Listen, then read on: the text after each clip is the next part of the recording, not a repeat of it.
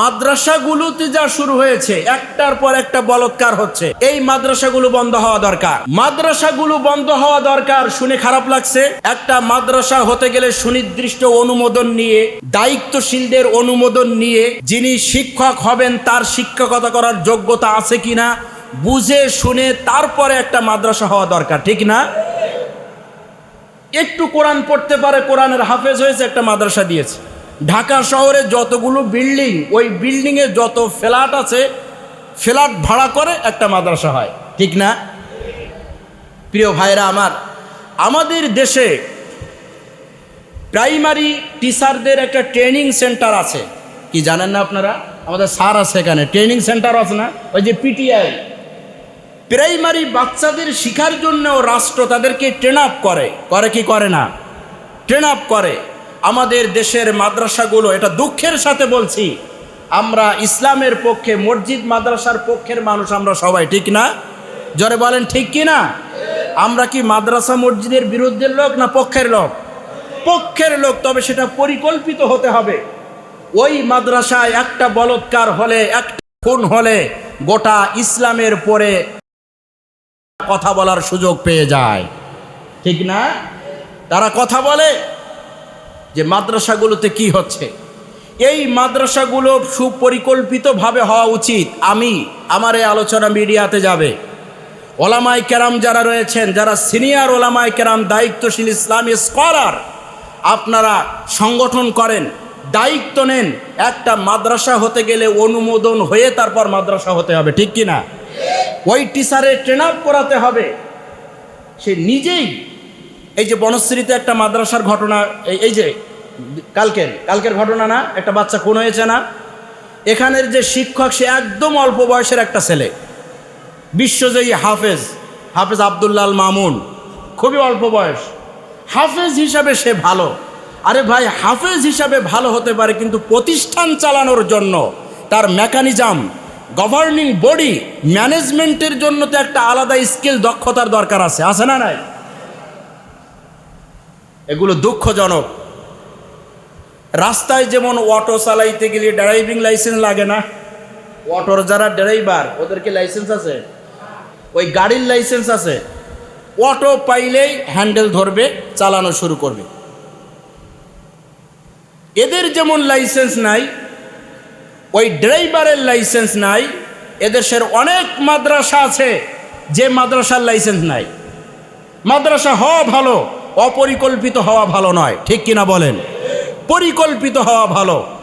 পানির অপর নাম জীবন, কিন্তু পানি যখন মাথার উপর দিয়ে যায় তখন পানির অপর নাম মরণ, ঠিক না? কাউকে কষ্ট দেওয়ার জন্য বলছি না, আমরাও মসজিদ মাদ্রাসার দরদি, কিন্তু মাদ্রাসার নামে যখন ইহুদিরা, খ্রিস্টানরা, ইসলাম এর বিরোধীরা, বামপন্থীরা যখন ঠাট্টা তামাশা করে, এটা আমাদের কষ্ট হয়, ঠিক কিনা? এজন্য মাদ্রাসাগুলো পরিকল্পিতভাবে হতে হবে। মাদ্রাসায় যে বিভিন্ন অপকর্মের কথা শোনা যাচ্ছে, ইদানিং খুন হচ্ছে একটার পর একটা। আমি দায়িত্বশীলদেরকে বলবো এ ব্যাপারে সোচ্চার হন, কথা বলেন। প্রত্যেক আলেমকে কথা বলতে হবে, ঠিক কিনা? আল্লাহ আমাদেরকে হেফাজত করুন বলে আমিন। এই যে রামিসা, যে বাচ্চাটা, ফুলের মতো একটা বাচ্চাকে এই নরপিশাচ যেভাবে খুন করলো, তার মাথাটা দ্বিখণ্ডিত করলো, কেন? তার এক মূল কারণ শুধু ও নিজে না, ওর পারিপার্শ্বিকতা, আরও কিছু নিয়ম আমি আপনাকে বলবো, কয়েকটি কারণ বলবো আপনাদেরকে। প্রধান কারণ হচ্ছে বিচারহীনতা। কি বলেন? বিচার নাই এদেশে, কোনো বিচার হয় না। একটা বিচার দেখান, ধর্ষণের একটা বিচার হয়েছে এই দেশে, মনে রাখার মতো না। কারণ যে বিচার এদেশে চলে, এই বিচার আল্লাহর আইনের বিচার নয়, এ বিচার মানুষের বানানো, ঠিক কিনা বলে? আল্লাহর বিধানের বিচার হলে বিচার ঠিকই হতো। এ তো ডাক্তার কামালের বানানো, বিদেশিদের থেকে ভাড়া করে নিয়ে এসে আইন কানুন বানিয়ে এ বিচার হয়। বিচার প্রক্রিয়া চলমান থাকে, ঝুলন্ত থাকে, দিনের পর দিন এ বিচার হয় না, ঠিক কিনা বলেন? মাগুরায় একটা ঘটনা ঘটছিল না মাঝে, এই যে কিছুদিন আগে, আসিয়াকে হত্যা করলো যেভাবে, এই যে ধর্ষণের পরে, ঠিক সেই বিচারটা কি এখনো হয়েছে? আপনাদের কি মনে হয়? এখনো কিন্তু হয়নি। একটার পর একটা দেখানো যাবে, হয় নাই। কিন্তু এই ধর্ষণের বিচার, এই জেনার বিচার যদি আল্লাহর কোরআন দিয়ে হতো, একটা বিচার করলে সব ঠিক হয়ে যেত। ঠিক কিনা বলে? একটা ধর্ষণের বিচার যদি সমস্ত স্যাটেলাইটের সামনে, আমাদের যে আদালত রয়েছে এই আদালতের সামনে একটা কোরআনের বিচার যদি হতো, একটা ধর্ষকের বিচার যদি হতো, সমস্ত স্যাটেলাইট চ্যানেলের সামনে বিচার হবে, গোটা পৃথিবী দেখবে, বাদী দেখবে, সবাই দেখবে বিচার হচ্ছে। একটা যুবক দেখবে যে ধর্ষণের বিচার হচ্ছে। পরবর্তী সময় ধর্ষণ করা তো দূরে থাক, যুবক যুবতী এই বিচার দেখলে তার স্বপ্নদোষ বন্ধ হয়ে যেত। ঠিক কিনা বলে? একটা বিচার যদি হতো, ওর ধর্ষণ করার মানসিকতা দূরে থাক, ওর স্বপ্নদোষ বন্ধ হয়ে যেত। কোরআনের বিচার যদি একটা হতো।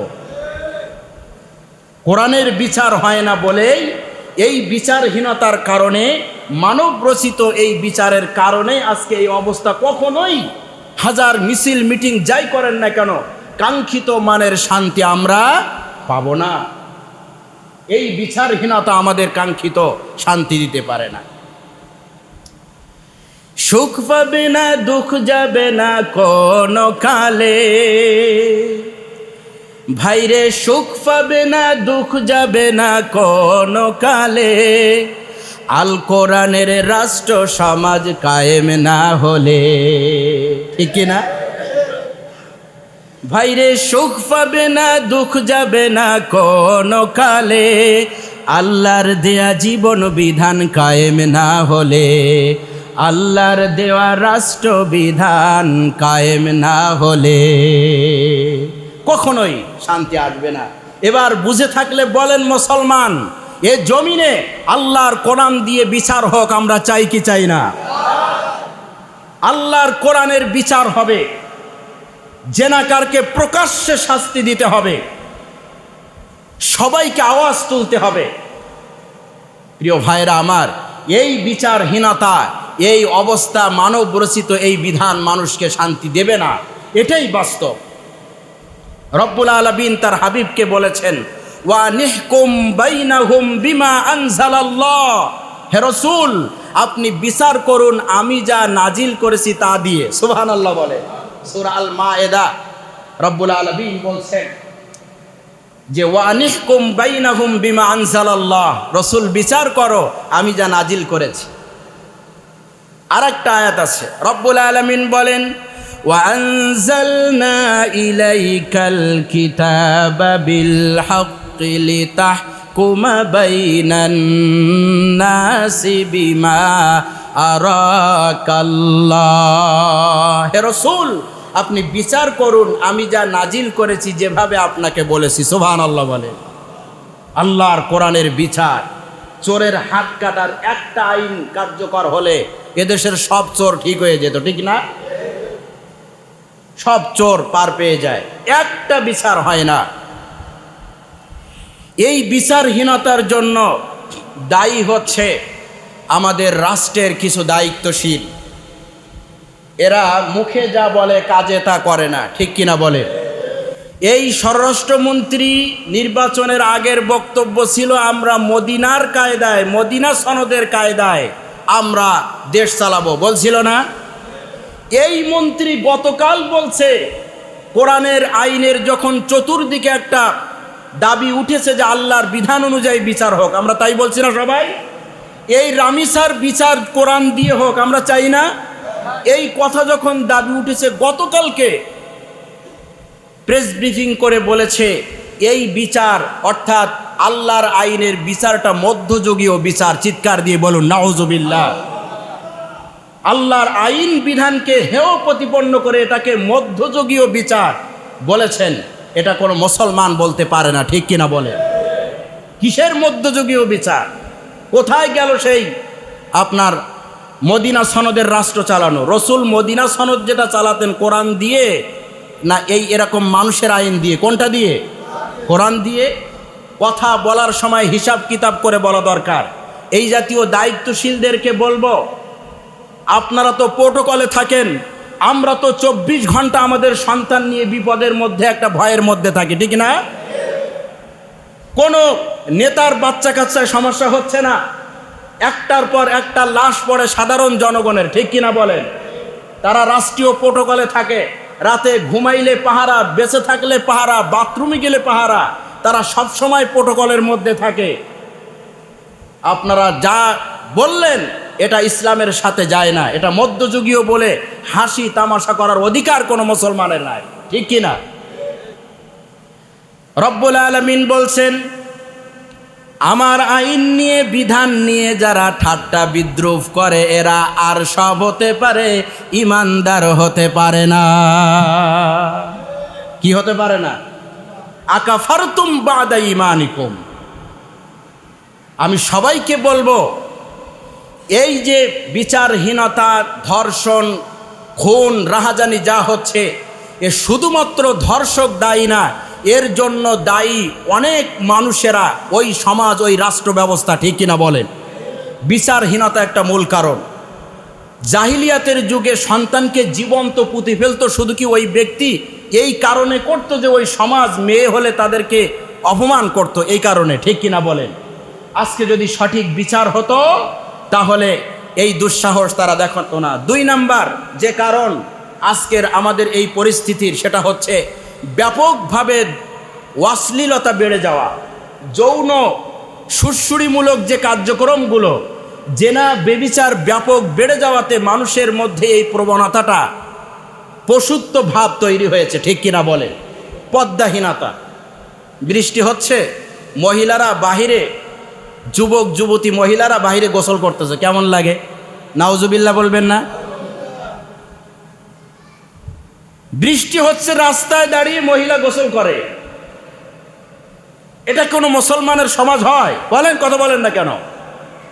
কোনোভাবেই ইসলামের বিধানের বাহিরে কিছু করা যাবে না।